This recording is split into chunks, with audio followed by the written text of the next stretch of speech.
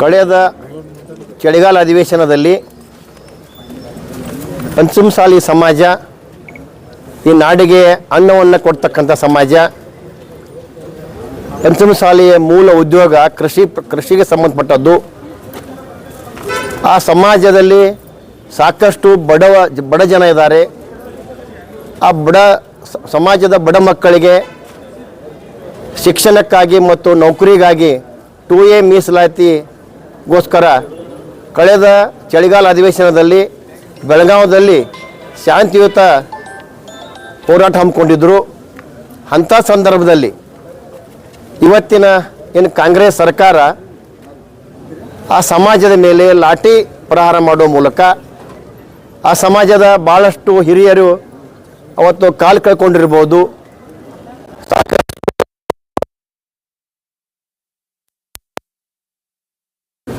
ನಾವು ವಿಚಾರ ಮಾಡಿದ್ವಿ, ಭಾರತೀಯ ಜನತಾ ಪಕ್ಷ ಭಾರತೀಯ ಜನತಾ ಸರ್ಕಾರ ಇದ್ದಾಗ ಇವತ್ತಿನ ಕಾಂಗ್ರೆಸ್ ಸರ್ಕಾರದ ಮಂತ್ರಿಗಳದಾರ, ಶಾಸಕರದಾರ, ಅವತ್ತು ಭಾರತೀಯ ಜನತಾ ಪಕ್ಷ ವಿರುದ್ಧ ಗಂಟ್ಲ ಹರ್ಕೋತಿದ್ರು.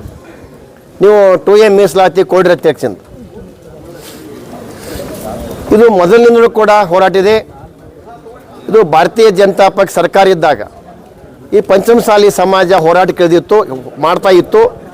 ಇದನ್ನರಿತ ನಮ್ಮ ಭಾರತೀಯ ಜನತಾ ಪಕ್ಷದ ಮಾಜಿ ಮುಖ್ಯಮಂತ್ರಿ ಅಂತ BS ಯಡಿಯೂರಪ್ಪನವರು ಆವಾಗ ಮುಖ್ಯಮಂತ್ರಿ ಇದ್ದಾಗ ಈ ಪಂಚಮಸಾಲಿ ಸಮಾಜ ಜಾತಿ ಕಾಲಮ್ ಇಲ್ಲ ಅಂತಕ್ಕಂಥ ತಿಳ್ಕೊಂಡು ಅದನ್ನು ಜಾತಿ ಕಾಲಮಲ್ಲಿ ಸೇರಿಸಿ ಅದನ್ನು 3B ಕೊಡ್ತಕ್ಕಂಥ ಪ್ರಾಮಾಣಿಕ ಪ್ರಯತ್ನ ಭಾರತೀಯ ಜನತಾ ಪಕ್ಷ ಮಾಡಿತ್ತು. ಮುಂದೆ 2Aಗಾಗಿ ಹೋರಾಟ ಪ್ರಾರಂಭ ಆದಾಗ ಈ ಕಾಂಗ್ರೆಸ್ಸಿನ ವಿರೋಧ ಪಕ್ಷದಾಗಿದ್ದರು ಕಾಂಗ್ರೆಸ್ಸಿನ ಶಾಸಕರು ಮತ್ತು ಮಂತ್ರಿಗಳು ಅವತ್ತು ನಮ್ಮ ಸರ್ಕಾರ ಬಂದರೆ ನಾವು ಆ ಸಮಾಜಕ್ಕೆ 2A ಕೊಡ್ತೀವಿ ಅಂತಕ್ಕಂಥ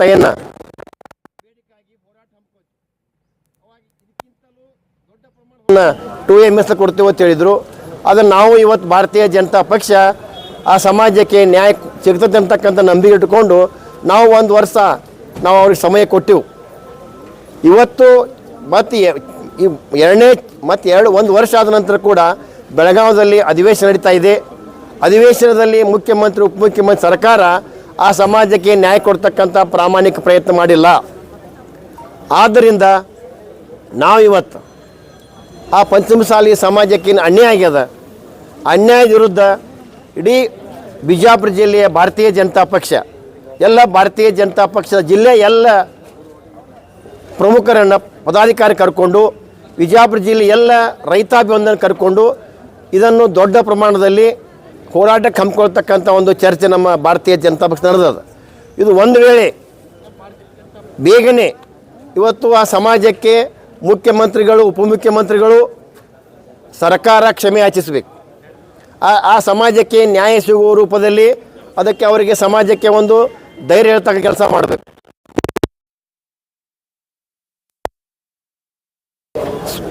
ಸ್ವಲ್ಪ ದಿನದಲ್ಲಿನ ಈ ಉಗ್ರ ಹೋರಾಟವನ್ನು ನಾವು ಬಿಜಾಪುರದಲ್ಲಿ ಪ್ರಾರಂಭ ಮಾಡ್ತೀವಿ. ನೀವು ಏನು ಲಾಠಿ ಚಾರ್ಜ್ ಮಾಡ್ತೀರಿ ಅಂತಕ್ಕಂಥದ್ದು, ಇವನು ಏನು ಮಾಡ್ತೀರಿ ಅಂತಕ್ಕಂಥ ಇದನ್ನು ನಾವು ಗಟ್ಟಿಯಾಗಿ ಇವತ್ತು ಭಾರತೀಯ ಜನತಾ ಪಕ್ಷ ನಾವು ಇವತ್ತೆಲ್ಲ ನೋವನ್ನು ಅನುಭವಿಸಿ ಆ ಸಮಾಜಕ್ಕೆ ನ್ಯಾಯ ಕೊಡ್ಲಿಕ್ಕೆ ನಮ್ಮ ಭಾರತೀಯ ಜನತಾ ಹೋರಾಟ ಹಮ್ಮಿಕೊಳ್ಳೋದ. ಬೇಗನೆ ಎಚ್ಚರಗೊಂಡು ಆ ಸಮಾಜಕ್ಕೆ ನ್ಯಾಯ ಕೊಡಿರುತ್ತೆ ಅಂತ ಮೂಲಕ ಮನವಿ ಮಾಡ್ತೀವಿ.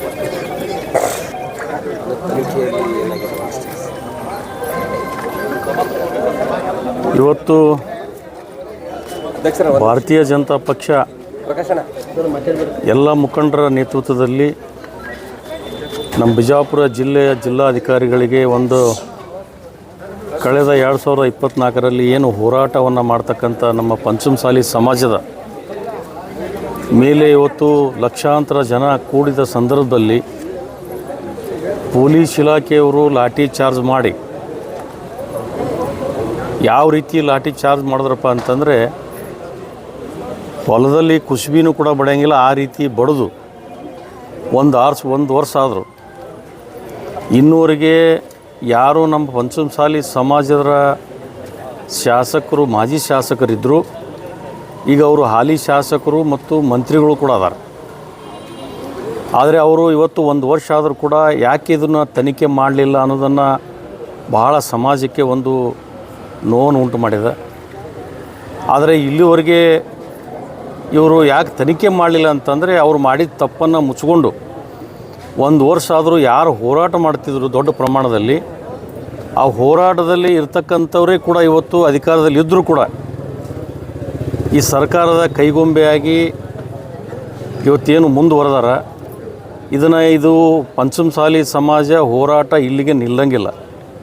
ಇದು ಭಾರತೀಯ ಜನತಾ ಪಕ್ಷ ಮತ್ತು ಸಮಾಜದ ಎಲ್ಲ ಮುಖಂಡರು ಕೂಡ, ಈ ರಾಜ್ಯದ ಮುಖ್ಯಮಂತ್ರಿ ಉಪಮುಖ್ಯಮಂತ್ರಿಗಳು ಕೂಡ ಒಂದು ಕ್ಷಮೆಯಾಚನೆಯನ್ನು ಮಾಡಲಿಲ್ಲ ಅಂತಂದರೆ ಮುಂದಿನ ದಿನಮಾನಗಳಲ್ಲಿ ನಮ್ಮದು ಏನು ಮೀಸಲಾತಿ ಹೋರಾಟವನ್ನು ಹಮ್ಮಿಕೊಂಡಿದ್ರು ಅದನ್ನು ಭಾಳ ದೊಡ್ಡ ಪ್ರಮಾಣದಲ್ಲಿ ಮುಂದುವರಿತದೆ. ಇದು ಇಷ್ಟಕ್ಕೆ ನಿಲ್ಲಂಗಿಲ್ಲ. ಈ ಸರ್ಕಾರ ತೊಗಲು ದಪ್ಪಿರೋದ್ರಿಂದ ಇವ್ರು ಯಾರೂ ಕಣ್ಣು ತೆಗೆದು ನೋಡೋಕತ್ತಿಲ್ಲ. ನಮ್ಮವರು, ನಮ್ಮ ಸಮಾಜದವ್ರು ಇರ್ತಕ್ಕಂಥ ನಾಯಕರು ಕೂಡ ಅವರು ಕಣ್ಣು ಮುಚ್ಚಾರ. ಆದರೆ ಈ ಕಣ್ಣು ಮುಚ್ಚಿ ಇದು ಕಾಟಾಚಾರಕ್ಕೆ ಇದು ಮುಂದುವರ್ಸ್ಕೊಂಡು ಹೊಂಟಾರೆ. ಇದು ಸನ್ಮಾನ್ಯ BS ಯಡಿಯೂರಪ್ಪ ಸಾಹೇಬರಿದ್ದಾಗ ಮತ್ತು ಸನ್ಮಾನ್ಯ ಬಸವರಾಜ ಬೊಮ್ಮಾಯಿಯವರಿದ್ದಾಗ ಯಾವ ರೀತಿ ಇತ್ತು, ಸಿದ್ದರಾಮಯ್ಯನವರು ಮತ್ತು ಈ ಮಹಿಳಾ ಮಕ್ಕಳ ಮತ್ತು ಕಲ್ಯಾಣ ಇಲಾಖೆ ಇವತ್ತು ಸಚಿವರಿದ್ದಾಗ ಅವರು ಕೂಡ ಹೇಳಿದರು, ಮೀಸಲಾತಿ ನಾವು ತೊಗೊಂಡೇ ತೀರ್ತೀವಿ, ನಮ್ಮ ಸರ್ಕಾರ ಬಂದ ನಂತರ ನಾವು ಮೀಸಲಾತಿ ಕೊಟ್ಟೇ ತೀರ್ತೀವಿ ಅಂತಂದಿದ್ರು. ಆ ಅಮ್ಮ ಎಲ್ಲಿದ್ದಾಳೋ ಗೊತ್ತಿಲ್ಲ. ಈಗ ಅದರ ಚಕಾರ ಶಬ್ದ ಎತ್ತಂಗಿಲ್ಲ. ಆದರೆ ಇವತ್ತು ಅದು ನಮ್ಮ ದುರ್ದೈವ. ಆದರೆ ಇವತ್ತು ಈ ಹೋರಾಟದ ಮುಖಾಂತರ ನಾವು ಜಿಲ್ಲಾಧಿಕಾರಿಗಳಿಗೆ ಏನು ಮನವಿ ಕೊಟ್ಟಿದ್ದೀವಿ, ಈ ಮನವಿಯನ್ನು ಜಿಲ್ಲಾಧಿಕಾರಿಗಳು ಸರ್ಕಾರಕ್ಕೆ ಸಲ್ಲಿಸಿ ಇದು ರಾಜ್ಯದ ಉಪಮುಖ್ಯಮಂತ್ರಿಗಳು ಮುಖ್ಯಮಂತ್ರಿಗಳು ಕ್ಷಮಾಯಾಚನೆ ಕೇಳಿಲ್ಲ ಅಂದರೆ ಮುಂದಿನ ದಿನಮಾನಗಳಲ್ಲಿ ಇದೊಂದು ದೊಡ್ಡ ಹೋರಾಟವನ್ನು ನಾವು ಮಾಡ್ತೀವಿ ಅಂತ ಹೇಳಿಕೆ ನಾನು ಬಯಸ್ತೀನಿ. ಭಾರತೀಯ ಜನತಾ ಪಕ್ಷದ ಪದಾಧಿಕಾರಿಗಳೇ ಹಾಗೂ ಮಾಧ್ಯಮ ಮಿತ್ರರೇ, ಈ ಒಂದು ಹೋದ ಬೆಳಗಾವಿ ಅಧಿವೇಶನದಲ್ಲಿ ಪಂಚಮಸಾಲಿ ಸಮಾಜ 2A ಮೀಸಲಾತಿಗಾಗಿ ಒಂದು ಹೋರಾಟವನ್ನು ಮಾಡಬೇಕಾದಂತಹ ಸಂದರ್ಭದೊಳಗೆ ಅಧಿಕ ಸಂಖ್ಯೆಯೊಳಗೆ ಶಾಂತಯುತವಾಗಿ ತಮ್ಮ ಬೇಡಿಕೆಯನ್ನು ಸರ್ಕಾರದ ಮುಂದೆ ಮಂಡಿಸಲಿಕ್ಕೆ ಇಡೀ ಸಮುದಾಯ ಯಾವುದೇ ರೀತಿಯ ತೊಂದರೆಯನ್ನು ಕೊಡದೆ ಆ ಒಂದು ಬೇಡಿಕೆಗಾಗಿ ಒತ್ತಾಯಿಸಿದಾಗ ಸರ್ಕಾರ ಅನಾವಶ್ಯಕವಾಗಿ ಅವ್ರ ಮೇಲೆ ಲಾಠಿ ಪ್ರಹಾರವನ್ನು ಮಾಡಿ ರಕ್ತ ಬರುವಂಗ ಜನರನ್ನು ಹೊಡೆದಿದ್ದಾರೆ, ಕೈಕಾಲುಗಳನ್ನು ಕಳ್ಕೊಂಡಿದ್ದಾರೆ, ಅನೇಕರ ಫ್ರಾಕ್ಚರ್ಸ್ ಆಗಿದ್ದಾವೆ ಅಂತ ಹೇಳಿ ನಾನು ವಿನಂತಿಸಿಕೊಂಡು ಇಂತಹ ಒಂದು ಸರ್ಕಾರ ಪಂಚಮಸಾಲಿ ಸಮಾಜದ ಮೇಲೆ ಲಾಠಿ ಪ್ರಹಾರ ಮಾಡಿದ್ದನ್ನು ಮೊಟ್ಟ ಮೊದಲನೇದಾಗಿ ನಾವು ಖಂಡಿಸುತ್ತೇವೆ. ಭಾರತೀಯ ಜನತಾ ಪಕ್ಷ ಪಂಚಮಸಾಲಿ ಸಮಾಜದ ಪ್ರಯತ್ನದಿಂದಲೇ ನೀವು ಅಧಿಕಾರಕ್ಕೆ ಬಂದಿದ್ದೀರಿ. ಕಾಂಗ್ರೆಸ್ ಸರ್ಕಾರ, ಅವಾಗಿನ ಸಿದ್ದರಾಮಯ್ಯ ಅವರು, ಈಗಿರ್ತಕ್ಕಂತಹ ಅನೇಕ ಮಂತ್ರಿಗಳು, ಶಾಸಕರು ಎಲ್ಲರೂ ಆ ಒಂದು ಈ ಒಂದು ಪಂಚಮಸಾಲಿ ಸಮಾಜಕ್ಕೆ ನಾವು ನ್ಯಾಯವನ್ನು ಕೊಡಿಸ್ತೀವಿ, 2A ಮೀಸಲಾತಿಯನ್ನು ಕೊಡಿಸ್ತೀವಿ ಅಂತ ಹೇಳಿ ಇದೇ ಸಿದ್ದರಾಮಯ್ಯನವರು ಒಪ್ಪಿಕೊಂಡು ಅಧಿಕಾರಕ್ಕೆ ಬಂದ ನಂತರ ಅವ್ರ ಮೇಲೆ ಲಾಠಿ ಪ್ರಹಾರ ಮಾಡ್ತಾರ ಪಂಚಮಸಾಲಿ ಸಮಾಜದ ಮೇಲೆ ಅಂದ್ರೆ ಇದು ಯಾವ ಸೀಮೆಯ ನ್ಯಾಯ ಅಂತ ಹೇಳಿ. ಮತ್ತು ನಮ್ಮ ಜೊತೆಗೇನೆ ಇದ್ದಂತಹ ಅನೇಕರು ಮಾಜಿಗಳಿದ್ದವ್ರು ಇವತ್ತು ಹಾಲಿಗಳಾಗಿದ್ದಾರೆ.